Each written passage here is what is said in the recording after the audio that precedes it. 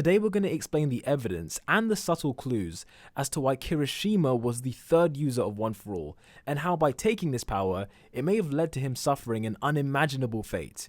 Now, a couple of months ago, I posted a video explaining why Bakugo was the second user of One For All, and was flooded with comments specifically asking me if Kirishima could be the third. So this video will answer how and why that would be the case, as there have been little hints alluding to it that I'm going to take you through. However, if you've not seen that Bakugo video, then I'd recommend watching that before you watch this one, but for those of you who like to live life on the edge, let's get into it. We all know that One For All has a total of 9 permanent users, with Deku being the most recent. And in a recent chapter in the manga, some new information was revealed about some of the previous holders. For example, the fact that they didn't really have strong quirks and that they mostly died at a young age. But it was very interesting to note that 2 former users were not included in this conversation. Despite searching far and wide, All Might could find no information whatsoever on the second and third users, almost as if there was no existing records of them. And on top of that, they were both purposefully blurred out in previous chapters, and the placement of this speech bubble directly next to Bakugo is probably one of the least subtle hints that Horikoshi has ever given us. Like guys, the bubble is literally touching him, and look at what it says. All Might then goes on to say that All For One was obsessed with One For All and would seek to destroy anyone who possessed the power. And because One For All is a stockpiling quirk, its power is built up through the generations, with All Might being the first and only user of One For All to defeat him.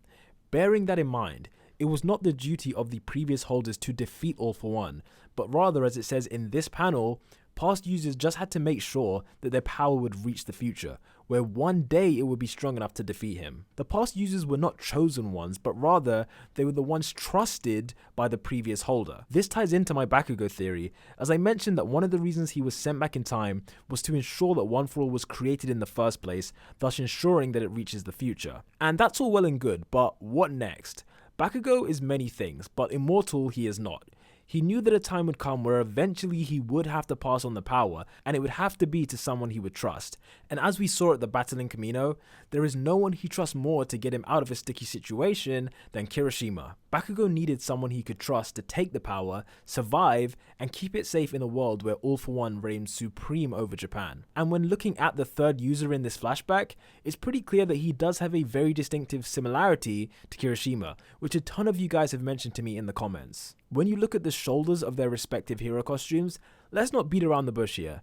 The gear shape is literally identical, and then let's also consider this other fact. Not only have we never seen another character with gears besides Kirishima, but we know that more than anyone else, the hero who he most aspires to be is Crimson Riot. You'd think that if Kirishima was going to copy someone, as far as his hero costume goes, it would be this guy, and not his great-great-great-grandfather, as I'm sure many of you are dying to tell me that this guy is. I got enough of those comments on the Bakugo video. Now, while this pineapple hair does look a little different to Kirishima's usual styles, it's not like every adult has the same hair they did when they were 14. And thanks to this artwork by Rodrigo Sani, we can easily imagine what Kirishima would look like if he had a hairstyle similar to this. And I gotta say, it doesn't look too out of place, but I know what you're thinking. Why would Kirishima even bother to go back in time when Bakugo was the one who was entrusted with ensuring that One For All was created? There are 2 possible answers to this question. So starting with the crazy theory, what if Bakugo traveled back to the past by himself and had spent his entire life in the past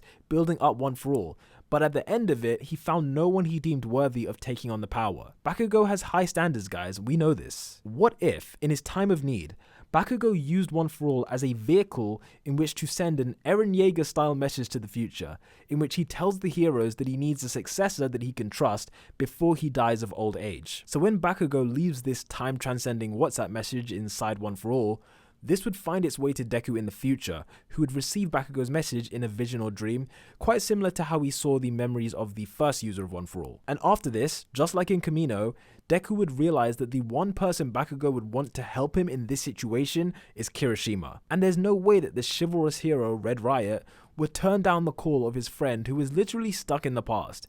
Instead, he'd do the courageous thing and put his life on the line to ensure that One For All reaches the present day. And thanks to the beauty of time travel, Kirishima would appear in the past before Bakugo ever had the chance to die without having a successor. And yes, this is a paradox, but no more so than Bakugo being the second user was a paradox.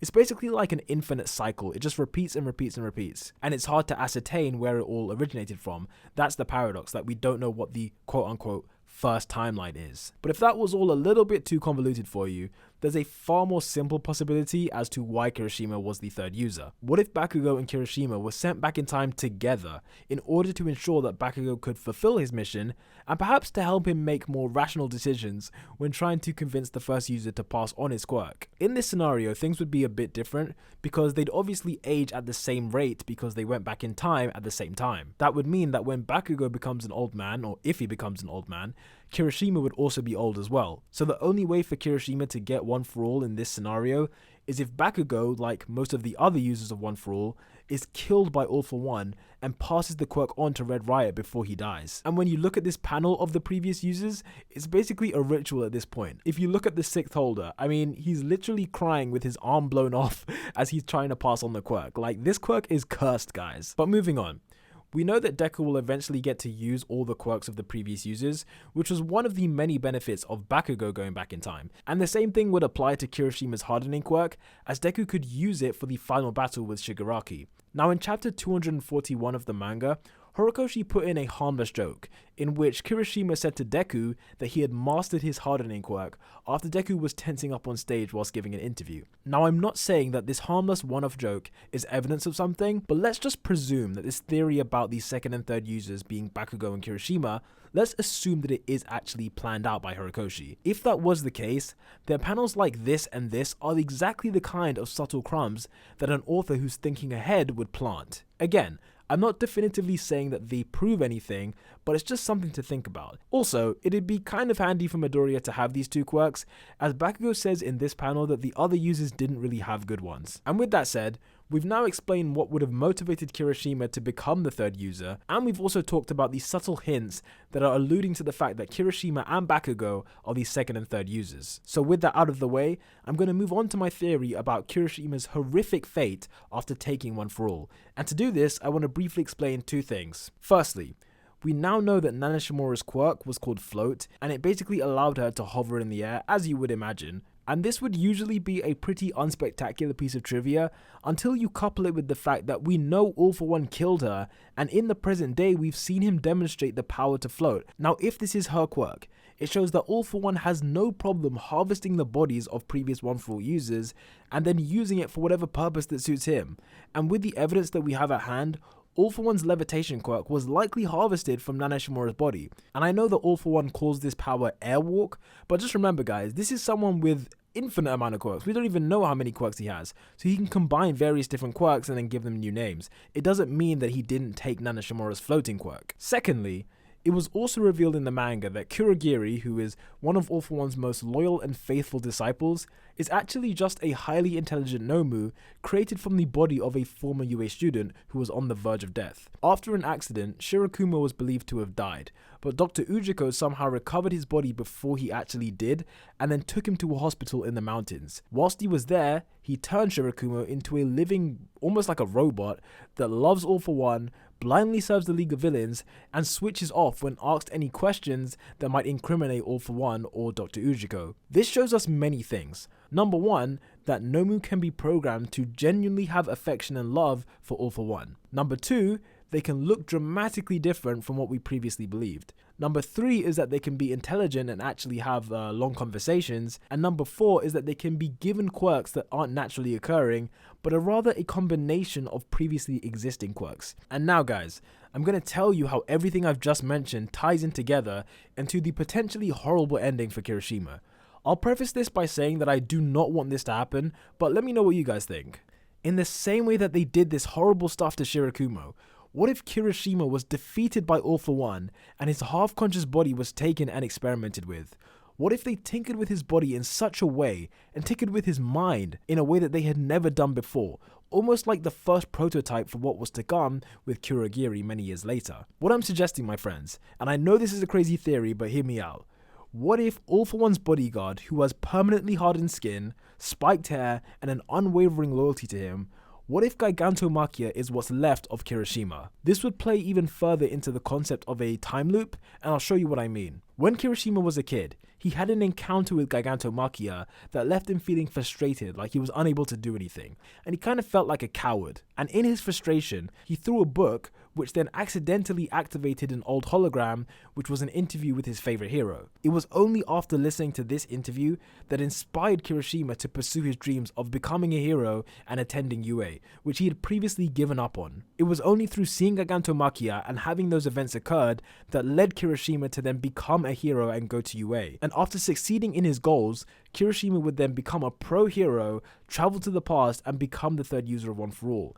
He would then be defeated by All For One and have his body and mind tinkered with until he literally became the creature known as Gigantomachia. He would then live on, and the cycle would then repeat itself again and again and again and again. Yeah, this is probably the darkest theory that I've ever come up with, but then again, All For One is just an awful guy. You can't say he wouldn't do this after what he's already done to Shirakumo and Nana Shimura.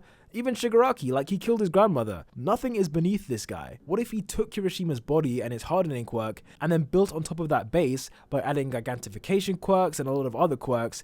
It would just be so messed up, and I hope it doesn't happen, but hey, I'm just throwing the idea out there. If you look at him, the way his hard body is structured and the way the hair spikes out, I mean, he clearly wasn't born like that. This is someone who's been created in exactly the same way that Kurogiri was. And Gigantomachia does have multiple quirks, one of which could allow him to live for an indefinite period of time, just like All For One. But for those of you who have been paying close attention, you'll probably have one burning question. If Gigantomachia is still alive, then the vestige of the previous One For All user, who we're saying is Kirishima, surely that would be fiery as well, just like All Might's one is. And in reply to that, I would say, number one, well done for paying attention, and number two, we literally can't see the third user at all, like, he's completely blocked out.